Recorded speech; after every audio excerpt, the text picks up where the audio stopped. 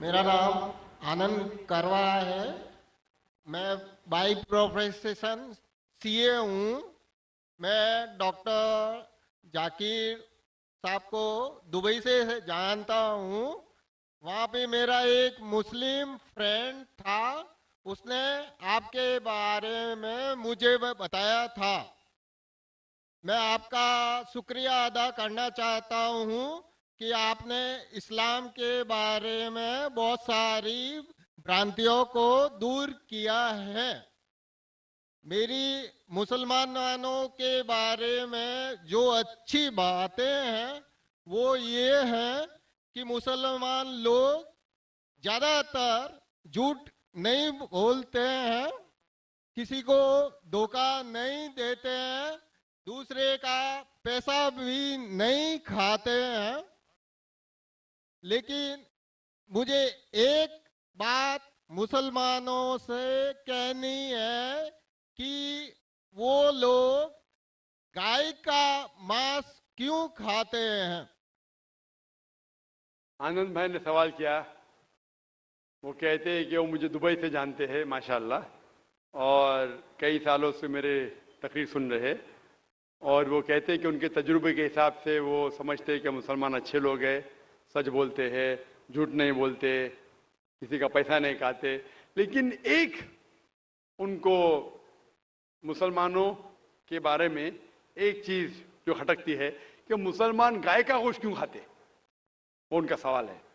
मैं पहले बोलना चाहता हूँ भाई साहब आनंद जी कि एक मुसलमान अच्छा मुसलमान रह सकता है 100% शाकाहारी होने के बाद भी। A Muslim can be a good Muslim even by being a pure vegetarian. शुद्ध शाकाहारी होने के बाद भी एक मुसलमान 100% अच्छा मुसलमान रह सकता है। लेकिन क्योंकि अल्लाह सुब्हाना व तआला हमारा रब, हमारा खालिक, कुरान मजीद में अल्लाह ताला फरमाते हैं, सूरह माइदा में सूरा नंबर 5 आयत नंबर 1 में अल्लाह ताला फरमाते कि आप उन 4 पायों जानवरों का गोश्त खा सकते हैं जिनकी हमने इजाजत दी है। अल्लाह ताला फरमाते सूरह नहल में सूरा नंबर 16 आयत नंबर 5 में कि आप कैटल का गोश्त खा सकते हैं। कुरान में जिक्र आता है सूरह मोमिनून में सूरा नंबर 23 आयत नंबर 21 में कि आप कैटल में से आपको मिलता है दूध, उनमें से मिलती है आपको गर्मी, और आप इनका गोश्त खा सकते हैं। तो जब अल्लाह सुब्हाना व तआला हमारा खालिक, हमारा मालिक कहता है कि आप गोश्त खा सकते, तो क्यों हमें नहीं खाना चाहिए। मैं आपको कोशिश करूंगा बताने के लिए कि आज की साइंस ये कहती है कि हमारे जिस्म में हमको प्रोटीन की जरूरत है, कम से कम 23 एमिनो एसिड की जरूरत है।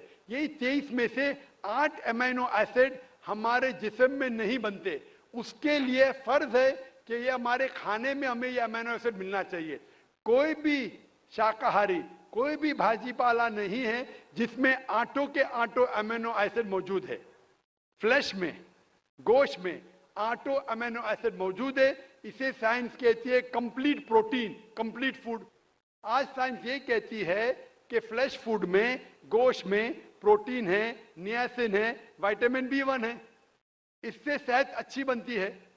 और आज आप देखेंगे जो जानवर जो शाकाहारी होते हैं, जो सिर्फ भाजी पाला खाते हैं, भेड़, बकरी, गाय, आप देखेंगे इन जानवरों के दांत इनके चपटे हैं, उनके पास हर्बीवोरस सेट ऑफ टीथ है। ये सिर्फ भाजी पाला खाते, गोश्त खा ही नहीं सकते। जब आप देखेंगे मांसाहारी जानवर के दांत, शेर बब्बर, चीता, उनके नोकीली दांत होते हैं। ये सिर्फ गोश्त खाते हैं, भाजी पाला खा ही नहीं सकते। जब आप अपने दांत आईने में देखेंगे तो भगवान ने, ईश्वर ने, हमारे खालिक ने हमें दोनों दांत दिया है, चपटे दांत भी दिया है और नोकीले दांत भी दिया है। अगर हमारा ईश्वर चाहता था कि हम सिर्फ भाजी पाला खाए तो ये नोकीले दांत क्यों दिया? गोश्त खाने के लिए। आज की साइंस कहती है कि जो डाइजेस्टिव सिस्टम है हर्बीवोरस एनिमल का, गाय, भेड़, बकरी के, वो सिर्फ भाजी पाला डाइजेस्ट कर सकते, गोश्त को डाइजेस्ट कर ही नहीं सकते। जो डाइजेस्टिव सिस्टम कार्निवोरस एनिमल का है, चीता, शेर, शेर बब्बर, ये सिर्फ गोश्त डाइजेस्ट कर सकते हैं, भाजी पाला नहीं। लेकिन हम इंसानों को अल्लाह ताला ने, हमारे ईश्वर ने स्मॉल इंटेस्टाइन भी दिया है, बिग इंटेस्टाइन भी दिया है। हम भाजी पाला भी डाइजेस्ट कर सकते, गोश्त भी डाइजेस्ट कर सकते। अगर हमारा ईश्वर चाहता था कि हम सिर्फ भाजी पाला खाए, तो हमें ये डाइजेस्टिव सिस्टम क्यों दिया जो गोश्त को भी डाइजेस्ट कर सकता है?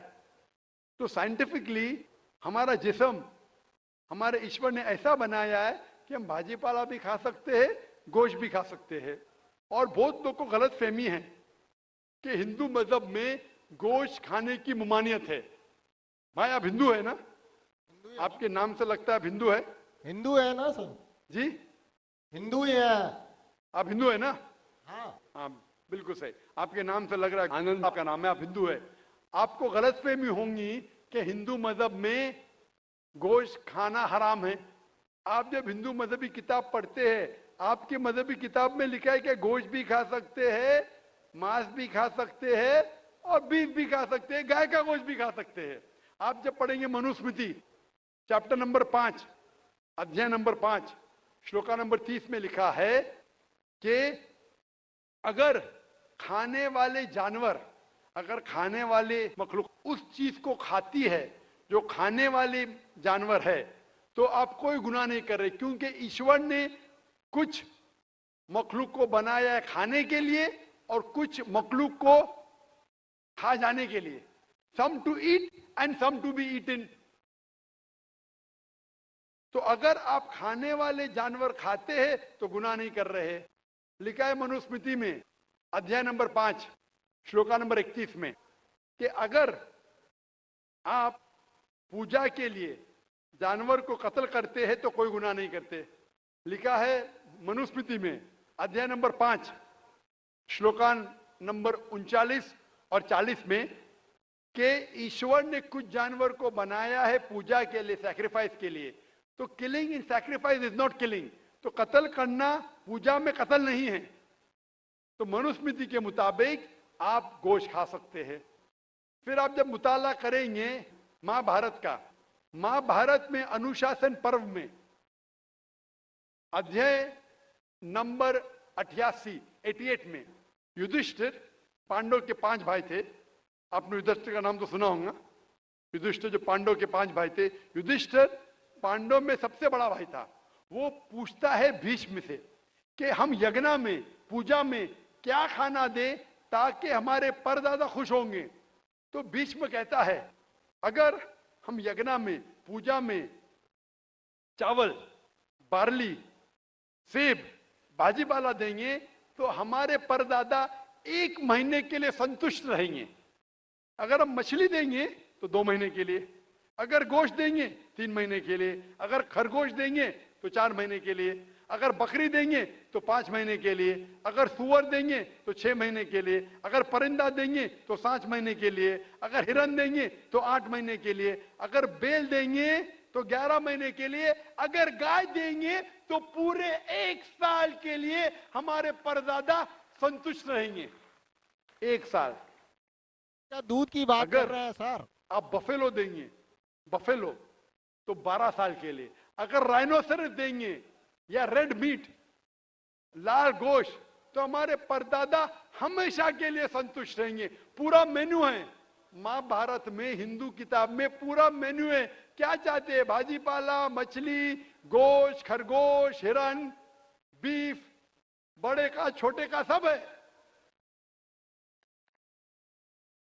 आप अगर वेद पढ़ेंगे, वेद में भी लिखा है कि संत और साधु गोश्त खाते थे, गाय का गोश्त भी खाते थे। फिर आप क्यों कहते हैं कि गोश्त खाना हराम है? क्योंकि बहुत से हिंदू लोग बाकी मजाहिब से प्रसन्न हुए। मजहब से प्रसन्न होने के बाद कुछ मजहब मानते अहिंसा में, और वो समझते हैं कि जानवर को कत्ल करना गुनाह है। क्यों? क्योंकि जानवर में जान है, बाजी पाला में जान नहीं है, पेड़ पौधों में जान नहीं, इसलिए बाजी पाला खाना गलत नहीं है, लेकिन जानवर खाना गलत है। आज साइंस तरक्की कर चुका है और हम जानते हैं कि पेड़ पौधों में भी जान है। तो उनकी लॉजिक जरा बदल गई। हाँ हाँ जाकिर भाई, हम जानते हैं पेड़ पौधों में जान है, लेकिन पेड़ पौधे ان کو درد کا احساس نہیں ہے, انہیں درد نہیں ہوتا. پیڑ پودوں کو درد نہیں ہوتا ہے اور جانور کو درد ہوتا ہے, اسی لیے جانور کھانا بڑا گناہ ہے, پیڑ پودے کھانا کم گناہ ہے. آج سائنس پھر سے ترقی کر چکا ہے. ترقی کرنے کے بعد سائنس یہ کہتی ہے کہ پیڑ پودوں کو بھی درد ہوتا ہے, لیکن ان کی درد کی آواز آپ کو سنائی نہیں دیتی. ہم انسان صرف 20 سائیکلز اور 20,000 سائیکلز کے درمیان فریکوینس میں سن سکتے, اس کے نیچے اس کے اوپر نہیں سن سکتے. وہ چیختے ہیں لیکن ہمیں ان کی آواز سنائی نہیں دیتی. تو ایک شخص نے مجھ سے سب سے زیادہ بحث کیا اور کہا کہ ذاکر بھائی میں مانتا ہوں کہ پیڑ پودوں میں جان ہے, پیڑ پودے کو درد ہوتا ہے, لیکن پیڑ پودوں میں صرف 2 یا 3 سینسز ہے, جانوروں میں 5 سینسز ہے, اس لیے جانور کا قتل کرنا بڑا گناہ ہے. تو میں نے اس سے پوچھا کہ اگر آپ کا بھائی پیدا ہوتا ہے 2 سینسز کم کے ساتھ, وہ سن نہیں سکتا ہے اور بات بھی نہیں کر سکتا ہے, گنگا ہے اور بہرا ہے, جب وہ بڑا ہوتا ہے اور اگر کوئی انسان اس کا قتل کرتا ہے تو کیا آپ جا کے کہیں گے جج سے میلارڈ قاتل کو کم سزا دو کیونکہ میرا بھائی گنگا تھا, وہ سن نہیں سکتا تھا, بات نہیں کر سکتا تھا؟ آپ تو کہیں گے قاتل کو ڈبل پنشمنٹ دو, میرا بھائی تو معصوم تھا, نہ سن سکتا تھا نہ بات کر سکتا تھا. اسلام میں 2 سینسز لیس اور 2 سینسز مور نہیں. اسلام میں اللہ تعالیٰ فرماتے سورہ بقرہ میں سورہ نمبر 2 آیت نمبر 168 میں 168 میں at of the good things which Allah has provided you, جو اچھی چیز آپ کو آپ کے اللہ نے دی ہے اس کو آپ کھا سکتے. تو آپ اگر مطالعہ کریں گے مذہبی کتابوں کا اور سائنس کا, گوشت کھانا کوئی غلط نہیں ہے, اور مجھے خصوصاً کوئی گلا شکوہ نہیں اگر غیر مسلم اگر ہندو گوشت نہیں کھاتے, مجھے کوئی گلا شکوہ نہیں, کیونکہ اگر سب ہندوستانی گوشت کھانے لگیں گے تو ہندوستان میں گوشت کا بھاؤ بڑھ جائے گا. آج مہنگائی کا زمانہ ہے, پیٹرول کا بھاؤ بڑھ رہا ہے, سب ہندوستانی گوشت کھانے لگیں گے تو گوشت کا بھاؤ بھی بڑھ جائے گا. تو مجھے کوئی گلا شکوہ نہیں آپ اگر گوشت نہیں کھاتے, لیکن اگر آپ یہ کہیں گے کہ گوشت کھانا غلط ہے تو آپ کو آپ کی مذہبی کتابوں کے بارے میں نہیں پتا ہے اور سائنس کا بھی نہیں پتا ہے. اگر آپ کہیں گے کسی کی جان نہیں لینا چاہیے تو آپ 2 منٹ بھی جی نہیں سکتے. ہم جو سانس لے رہے ہیں یہ جرمز ہے, جرمز میں بھی جان ہے, آپ سانس لینے سے ان کا قتل کر رہے تو آپ جی نہیں سکیں گے. اسلام میں یہ ہے کہ جو چیز کی اجازت ہے وہ آپ کھا سکتے, جو حرام ہے اس کو نہیں کھانا چاہیے. Hope that answers the question.